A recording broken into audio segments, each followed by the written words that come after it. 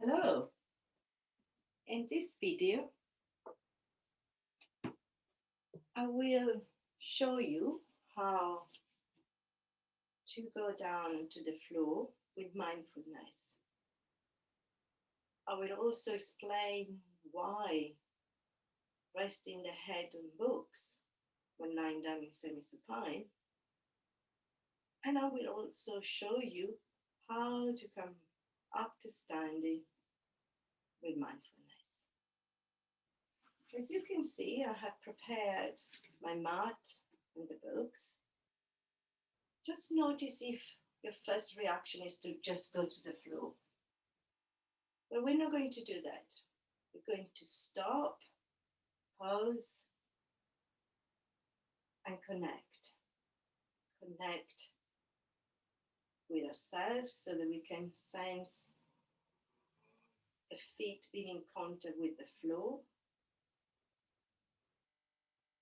I notice if I'm still breathing or am I holding my breath because I'm about to do an activity.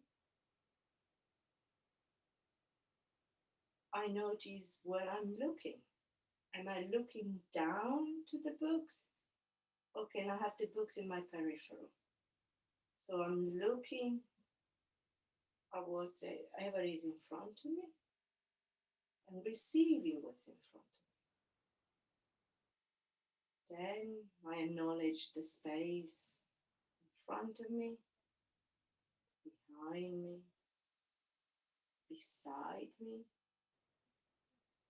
above me, and below. I remind myself of where the head balances on top of the spine. So through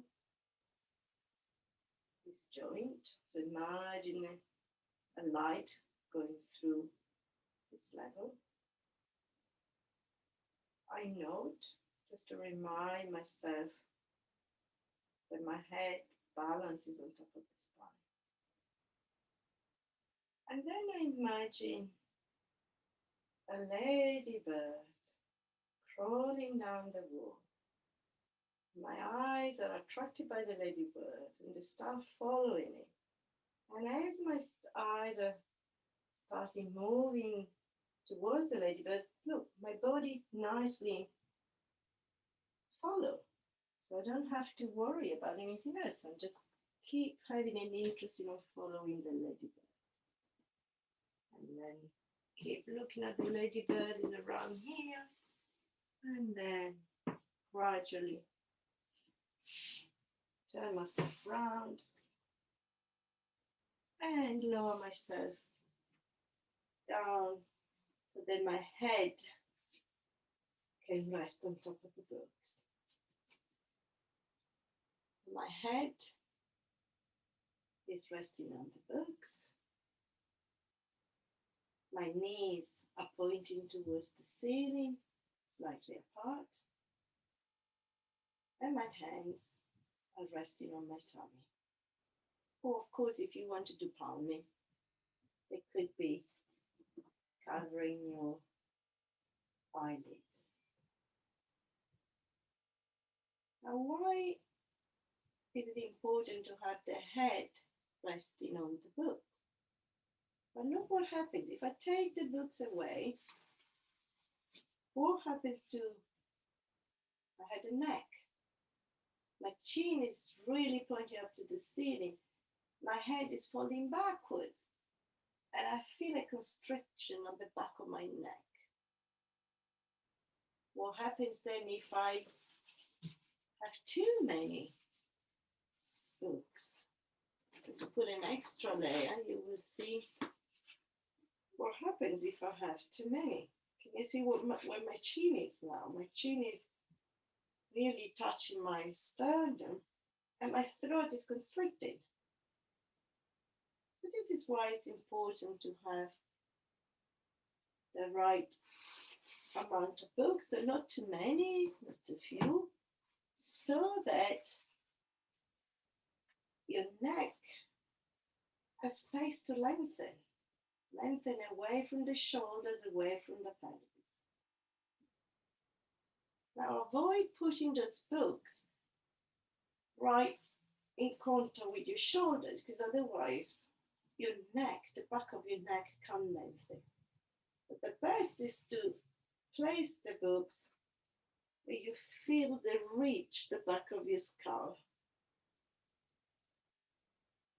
Now the next question is, why semi-supine?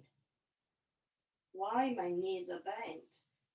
Well, let's explore having both legs extended, stretched. What's the difference now? What's happening to your lower back? I can feel my lower back arching now, and I can feel lots of pressure on the back of my pelvis, and my breathing is constricted. So this is why it's good to come back to semi-supine. Notice now, if you bend your knees, what happens to your lower back? Lower back can spread nicely onto the floor. Might need to adjust the books again. Okay. Then how do I come up to standing with mindfulness? Well, I will imagine my ladybird crawling to the right. So my eyes will start following the imaginary ladybird, and we start moving towards the right. And as my eyes move, my head follows, my left side follows, and I start rolling. I keep rolling until I get to a 4. And once I'm here, I pause. I rethink of connected with myself, so that I come back to quietness. Notice if I'm still breathing, noticing where the crown of my head is pointing, noticing that the tail is pointed in the opposite direction from the crown of the head. Now from there, I gradually allow the crown of my head to take me up so that I can kneel onto my heels. And again, I take a moment. Am I still seeing? Am I still breathing? Am I still balancing? My head, then the crown of my head will initiate the movement to take me forward onto my knees. And then I pause one more time. Am I breathing? Am I still seeing with my peripheral vision? Am I still balancing? And then I will swing one leg, one foot, and one leg forward.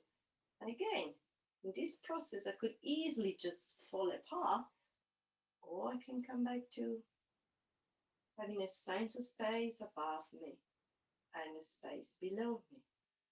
And as I do have the sense of space, and I think of above, I just swing my right foot forward and leg forward.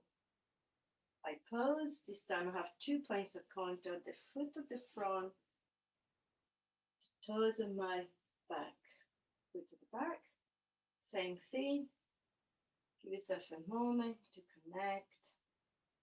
And then one more time, the crown of my head will lead the movement, and I will allow my feet to bounce me off the floor. I hope this was helpful, and thank you for watching.